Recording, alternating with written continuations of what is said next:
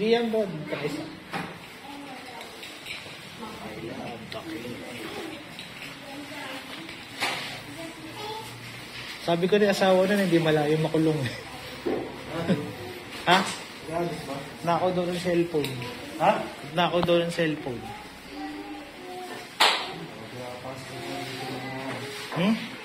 Nakapasok pa tayo mga dito ah. Nagatakas sa itsura yun eh. Tapos tumatlo pa sa kanya yun. So, talaga, nabubulag sila sa ano eh, no? Pagkabataan talaga ang ano eh.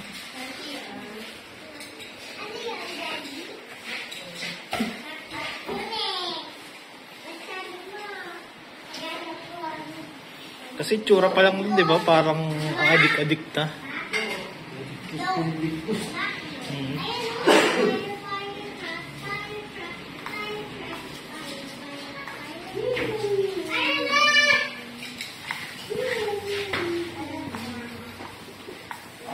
Kiss. Ha?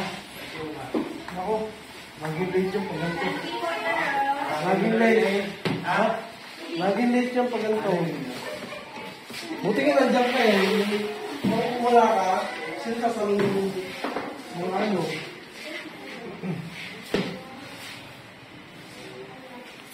Big scissor, Brad. Ha? Big scissor.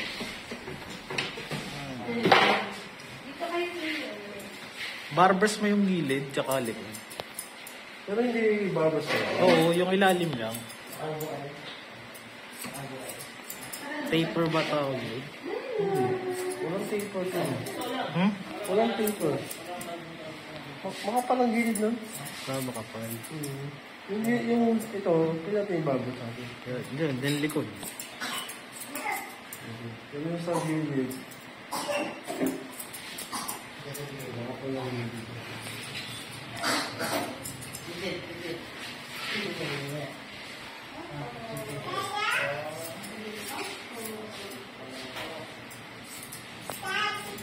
Sila pala yung mga nakatira sa Smoky Mountain.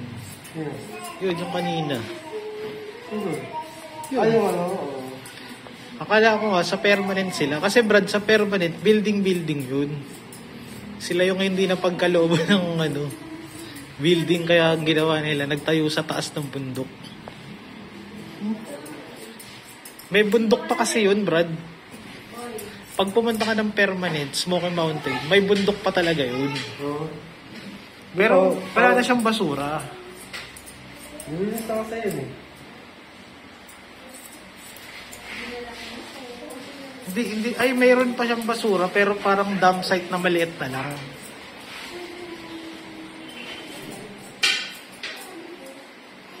Ang itsura niya ay parang ang umakyat ng tanay. Kasi may bahay-bahay siya na ano, yung kahoy-kahoy lang na bahay, hindi yung talagang sementado. Ano ang itsura niya? Kasi sinabi nila kayo ng squatter area. Kasi kumbaga sa ano, Brad, sila yung illegal tenant dun. Ang mga tenant kasi talaga dun, yung mga nakatira sa mga building. Ano yung bigay ng gobyerno doon? Oo, yung building. Bakit hindi sila nabigyan? Matagal na yun eh. Ina-apply kasi sa NHA yun.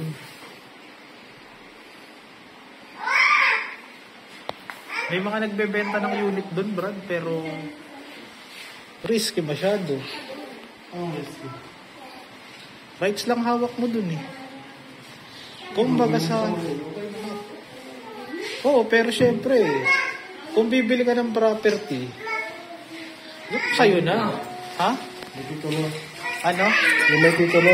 Oo.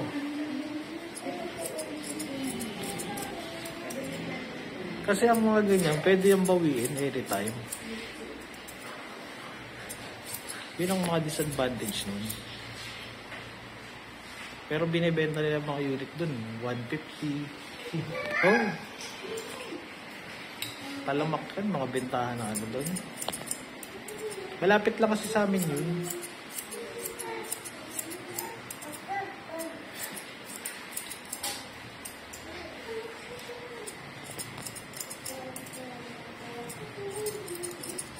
Yung bantay namin, taga dun eh. Pero sa building naman siya nakatira. Ang building dun, Brad, umabot ng 30. Bako mo.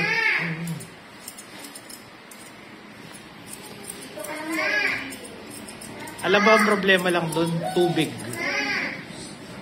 Ito ba? Pagka walang sariling building, walang sariling tangke, ay mayroon talaga tubig doon. Hindi.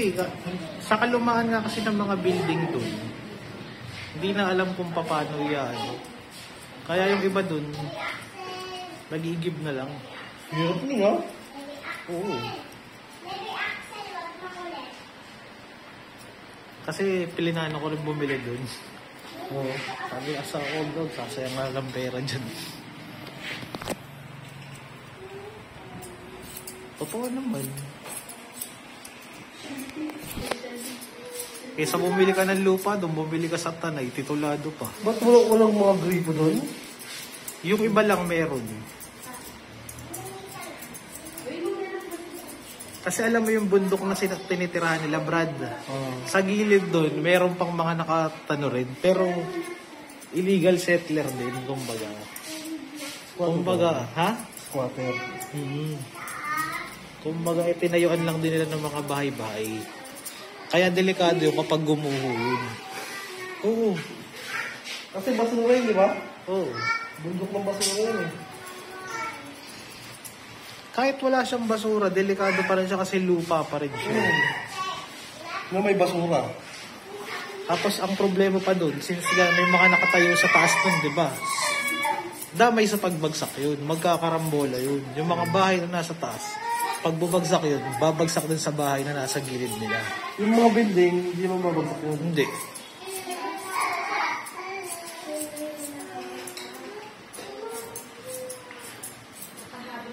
Pwede mo na eraser yung Brad eh. Ano mabilis eh.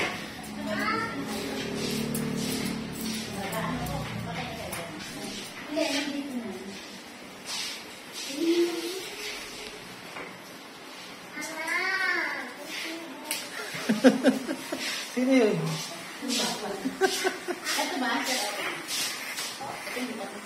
Oh. Semi lang naman yung Brad. Typical ba? Oo.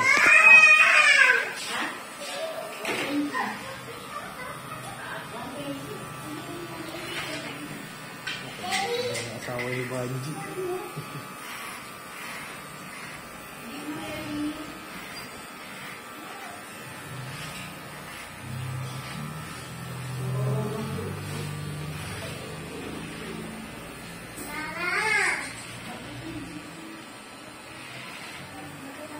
Pag nakabili na ako ng property, Brad, susunod ko rin yung second na sasakyan.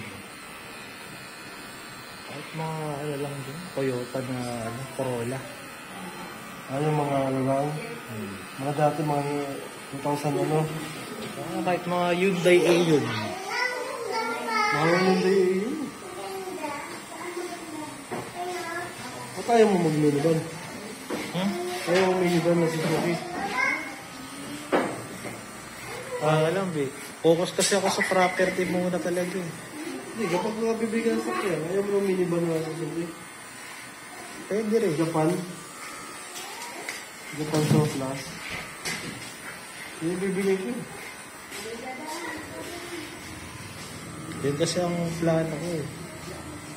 Basta pag may nahanap na kami na property, susunod doon sa sakyan. Trip ko talaga yung Mirage yung tita ko eh. Nabenta lang agad. Ano siya, Brad? Fresh siya. Ha? G4? Hindi. Yung Mirage na maliit. Oo. Ano yun? Luma lang yung itsura niya kasi pero mababa lang ang tinakbo. Di sa kami ang Nissan. Iba niya, takot-tipid pa. Ay, benta lang ang tita ko. Ay, sa Mitsubishi pala. Kasi may Mitsubishi. Inawitan ko na kasi sa kanya dati yun. Sabi ko pagka may inaano na ako, ang nabibili. Ako bibili ako yung minivan na lang. Mga kasi ng ano eh. Budget dapat eh. Hindi nakalagay eh.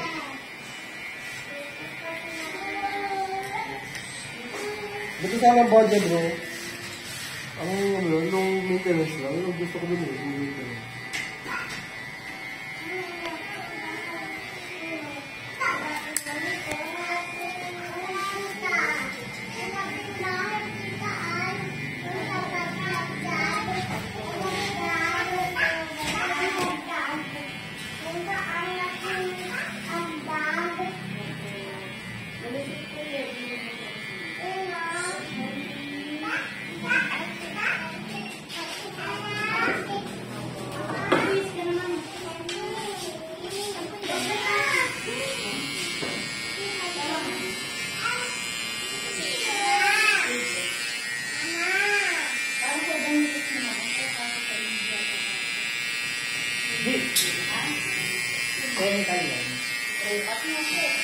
Paras lang naman yun eh, no, Brad? Kaya babalik ako sa trabaho sa kayo. Semi mo na, G, para mabilis ako. Pag krokat, di ba, Brad? Paano pa? Ha?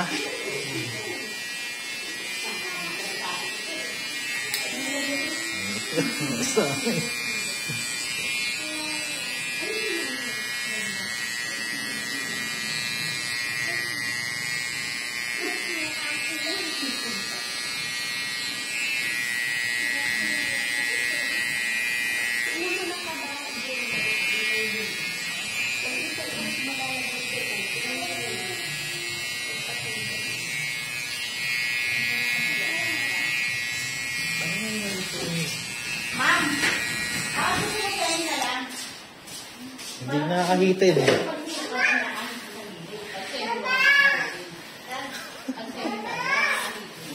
Zero lang. Ahit yun eh. Zero lang.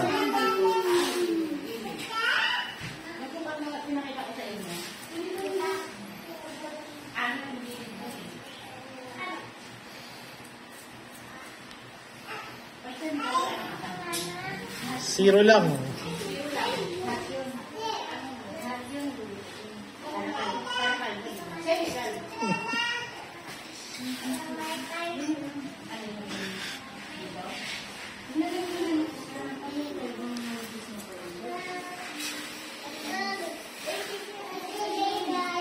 Sige na, ibulit mo na lang, Brad. Ha? Sige, G, krokat mo na kung krokat.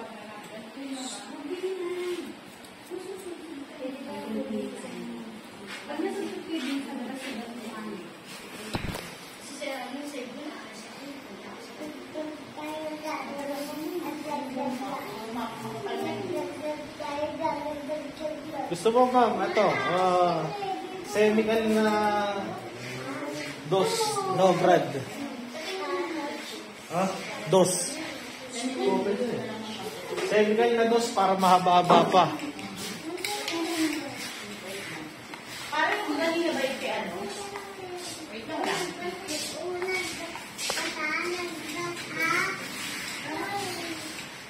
Yung gilid ng Brad, dos na ba yun? Yung ilalim niya. Oh. Ayan, ma'am, yung ilalim yun, pakita mo to. Dos.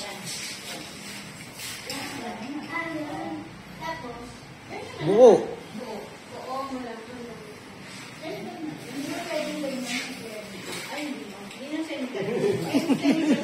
Ang buhay ko sa mo. Pinakapal na nga yung kanbo na.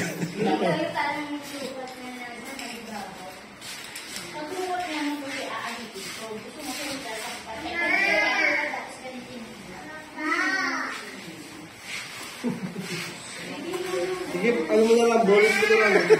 Baka masang pa mapupunta yan.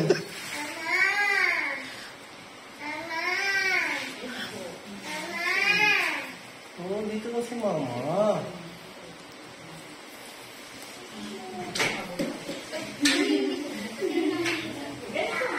Bulat ka rin, G, ah. Pagka, ano, ah. Krokat.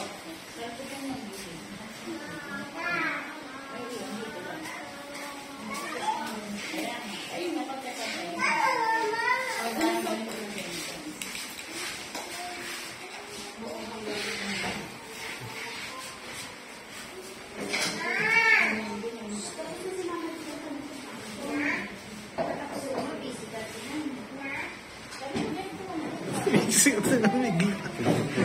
Bago. Cancel na lang.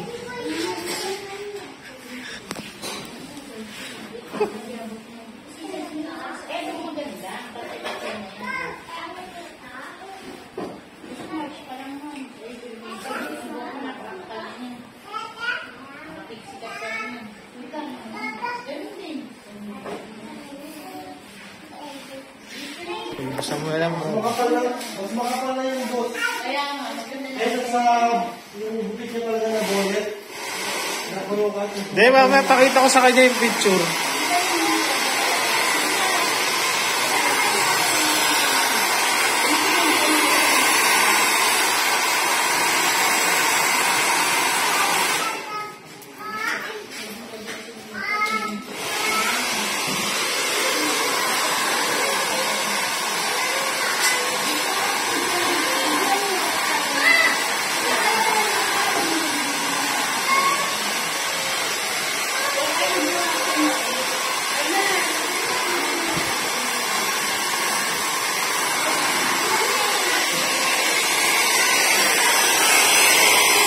Mabilis naman ang bullet ah. Krukat na lang, G.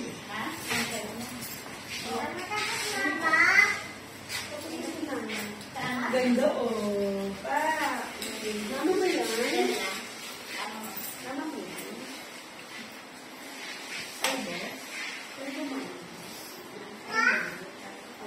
Okay na.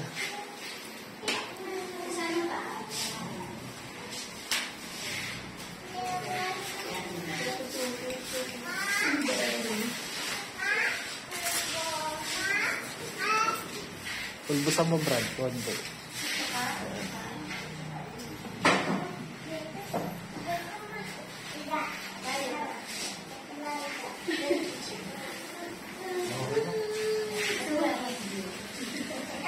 Dito ka naman.